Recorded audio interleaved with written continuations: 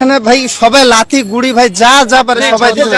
এখন আমি ভাই আবেগে বসে ভাই ভাই তুই একটা আবেগের বসে একটা মানুষকে মারি ফেলাবি, কি সুন্দর হাসি হাসি কথা কইতেছ।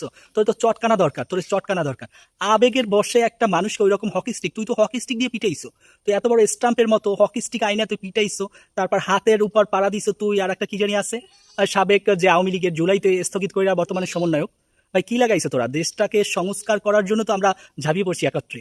সেখানে দেখা যায় বর্তমানে কত মানুষ অন্ধ্র পাহারা, আর তোরা লাগাইছো ক্ষমতার জোর, ক্ষমতার জোরে, নিজের গায়ের জোরে ইচ্ছা মতন করে প্রশ্নবিদ্ধ করছো। ঢাকা বিশ্ববিদ্যালয়কে প্রশ্নবিদ্ধ করছো, এই আন্দোলনকেও তোরা প্রশ্নবিদ্ধ করছো। ভাই তোদের মতো ছাত্র দরকার নাই, তোদের মতো মেধাবী আমাদের দরকার নেই। আবেগের বসে ভাই তোর একটা ফোন গেছে, বুঝলাম ফোন গেছে, একটা টিউশনি করায় ফোন ইনকাম করা অনেক কঠিন, এটা সবাই বুঝে। তাই একটা মানুষকে, যে চোর না ভারসাম্যহীন একটা মানুষকে পিটিয়ে মারতে হবে?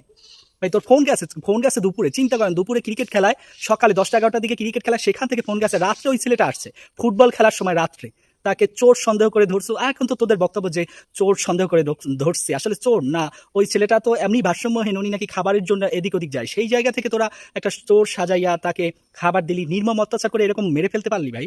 আবার হাইসা হাইসা কথা কও। তোদেরকে ডাইরেক্ট শুট করা উচিত, ডাইরেক্ট শুট।